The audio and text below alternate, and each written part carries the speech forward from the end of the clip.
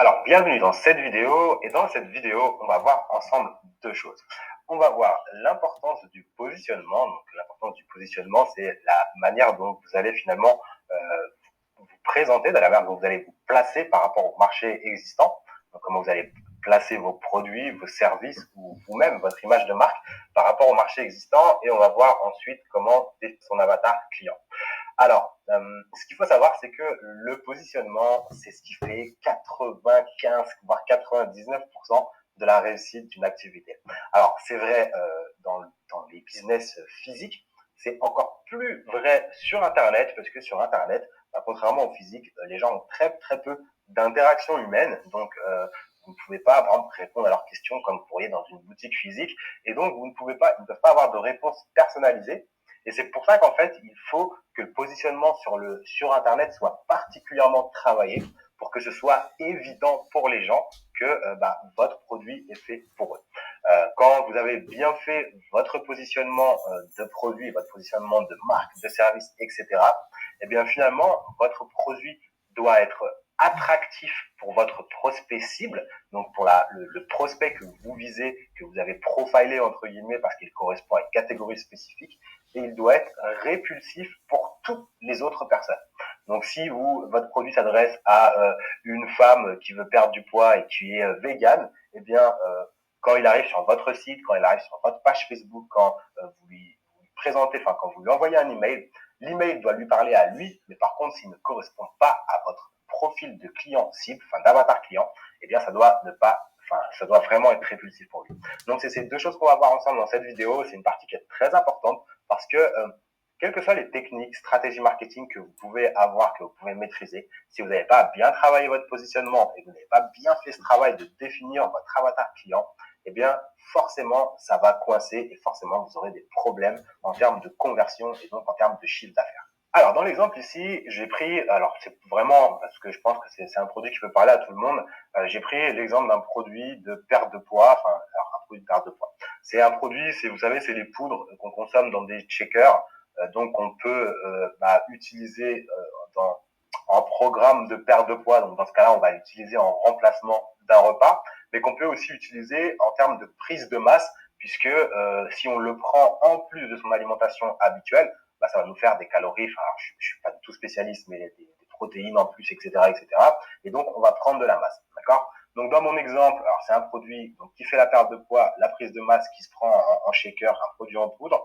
C'est un produit qui est bio, qui est végan, produit en Europe et qui est fait avec des ingrédients nobles, donc des ingrédients du terroir, d'accord? Donc l'objectif finalement quand on veut travailler son positionnement, quand on veut travailler le positionnement de sa marque, d'un produit ou d'un service, peu importe, c'est vraiment de poser le produit et de se dire ok, bon maintenant voilà, quelles sont toutes les caractéristiques de mon produit et ensuite de faire matcher toutes ces caractéristiques bien avec un profil de prospect. Alors le but c'est vraiment de tout poser sur un papier pour pouvoir vraiment poser les choses. Donc évidemment moi déjà mon produit il peut s'adresser aux hommes qui veulent faire perdre du poids ou prendre du poids et aux femmes, d'accord? C'est un produit qui s'adresse à toutes les personnes, par exemple, qui sont sensibles à l'alimentation bio, qui sont sensibles au bio. Donc, c'est une caractéristique de mon produit. Donc, ça peut matcher avec des personnes. Ça peut particulièrement matcher avec des gens qui sont véganes. Donc, je vais pas l'écrire en entier vegan, mais quoique, hop, je vais l'écrire du mieux que je peux. Donc, avec des gens qui sont véganes, comme c'est un produit vegan, ça peut aussi, par exemple, marcher avec des gens qui mangent, par exemple, halal, des gens qui ont qui ont une religion et qui ont donc une alimentation particulière. Donc, avec le halal, alors pourquoi pas avec le kasher aussi. Donc, si des gens étaient finalement de confession juive et qui mangeaient kasher, donc ça peut coller. Produit en Europe, donc ça peut être pour toutes les personnes qui ont, vous savez, il y a des gens qui ont la fibre, qui veulent acheter français, donc qui veulent acheter, qui veulent soutenir l'économie en fait. Il y a des gens qui veulent soutenir l'économie de leur pays ou soutenir l'économie de l'Europe par exemple. Donc ça peut être un élément. Alors ingrédients nobles, donc ça va être tous les gens qui vont s'intéresser par exemple aux produits du terroir. Et alors imaginons par exemple que moi c'est une boisson au chocolat et que dans cette boisson, je sais pas, je pourrais avoir du chocolat suisse, d'excellente qualité. Et ça c'est une caractéristique de mon produit qui peut me faire matcher avec un profil de personne. Alors évidemment, on pourrait en trouver d'autres, hein, là j'ai mis que quelques caractéristiques, et bien sûr, on pourrait faire des combinaisons de ces caractéristiques. Donc ça, je vais vous le montrer pour que vous compreniez un petit peu comment on va construire. Mais la première objectif, déjà, ce que vous pouvez faire dans un premier temps, même peut-être même tout de suite en mettant la vidéo sur pause, bah, c'est de prendre votre produit phare, enfin voilà, le produit qui vous pensez vous a le plus de potentiel, et le détailler. Voilà. Même si vous connaissez super bien votre produit, faites un brainstorming, mettez sur pause et posez toutes les caractéristiques, listez tout, mais absolument toutes les caractéristiques de votre produit.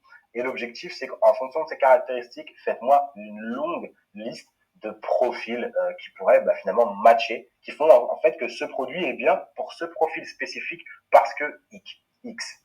Donc si je reprends la phrase, c'est mon produit est bien pour X, X étant un profil de personne, parce qu'il a Y, Y étant une caractéristique de mon produit.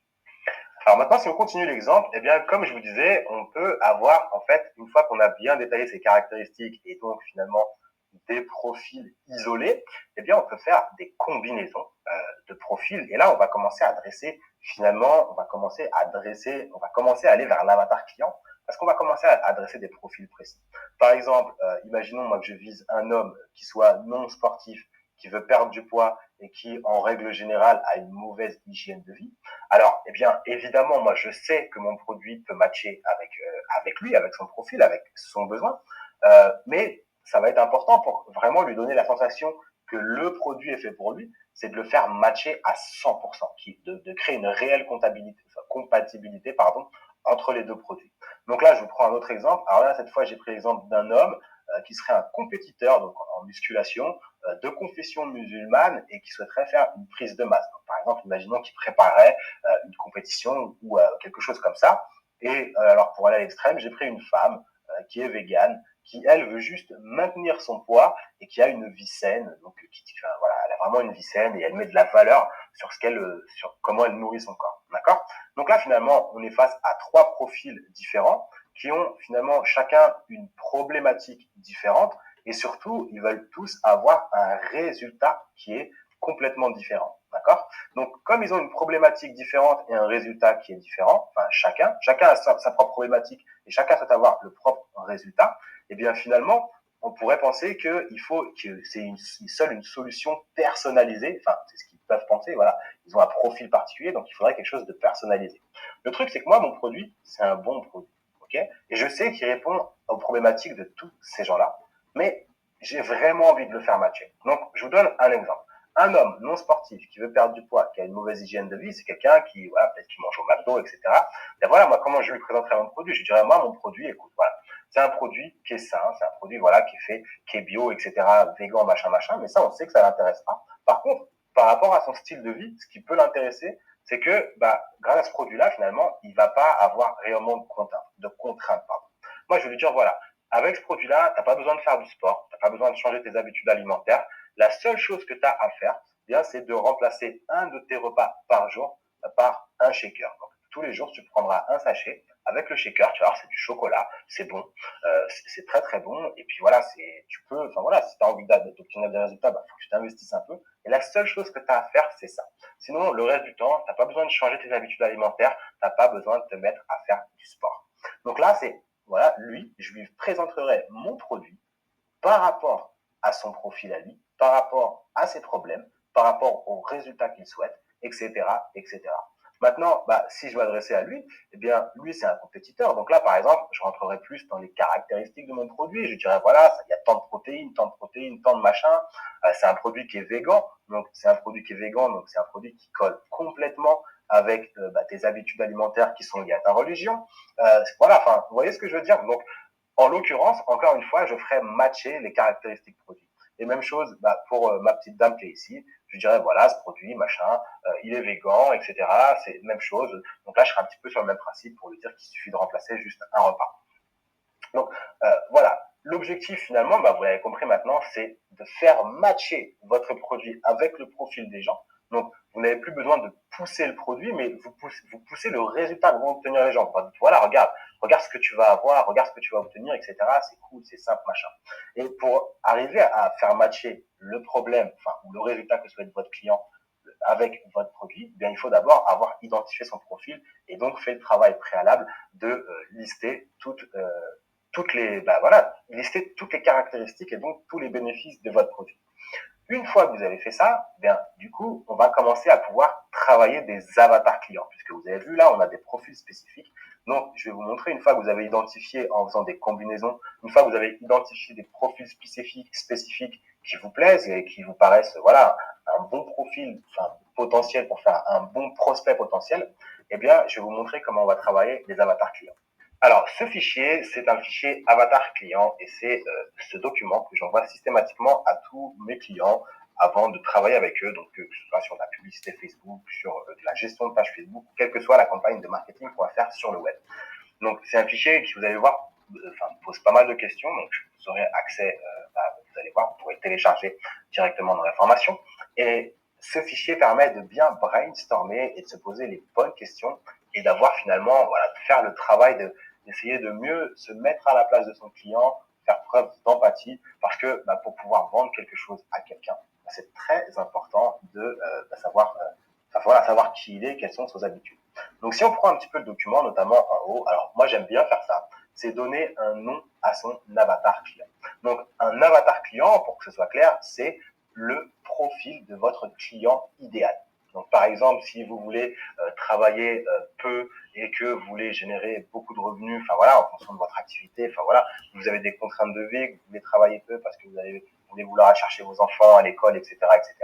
Et il va donc vous falloir essayer de vous positionner sur le marché plutôt sur des produits haut de gamme pour travailler avec des clients haut de gamme et donc pouvoir vendre assez cher vos prestations pour ne pas avoir besoin de travailler beaucoup. Donc finalement, par rapport à vos contraintes de style de vie, ça vous amène à avoir une idée du positionnement que vous voulez avoir et donc de l'avatar client. Donc une fois que vous avez quand même identifié, alors vous pouvez avoir 2-3 profils d'avatar client, mais vous verrez qu'il y en a toujours un qui est meilleur que les autres. Donc là, pour l'exercice, vous pouvez faire plusieurs avatars clients et puis tester. Donc faire des tests sur différents profils d'avatar clients, voir quel est l'avatar qui marche le mieux pour vous, qui vous apporte le plus de résultats, puis avec qui vous aimez le mieux travailler, et puis éliminer les autres. Donc ça, c'est si vous n'avez pas d'idée. Puis si vous avez une idée précise de l'avatar client, dans ce cas-là, ça va être plus facile. Donc on donne un nom à l'avatar client, c'est pas obligé, mais moi j'aime beaucoup faire ça. Voilà, lui donner un âge, est-ce que c'est un homme, est-ce que c'est une femme, son statut marital, etc., etc. Vous pouvez aller beaucoup plus loin, hein, voir le poste qu'il bosse, si c'est des salariés, les diplômes qu'ils doivent avoir, etc., le revenu annuel, les défis qu'ils rencontrent, les problématiques qu'ils rencontrent, les objectifs ce que souhaitent obtenir vos clients, puis les engagements qu'ils sont prêts à prendre ou qu'ils ont déjà pris. Pour ça, par exemple, investir du temps sur regarder des formations sur YouTube ou acheter des formations. Enfin, ce sont des engagements qu'ils ont déjà pris, donc ça vous permet de vérifier que les gens sont prêts à payer encore pour acheter, enfin que c'est un réel marché. Les objections que vous pouvez rencontrer, donc généralement les objections que vous pouvez avoir, le rôle dans le processus d'achat. Et ce qui va être important ici, ça va être la source d'information.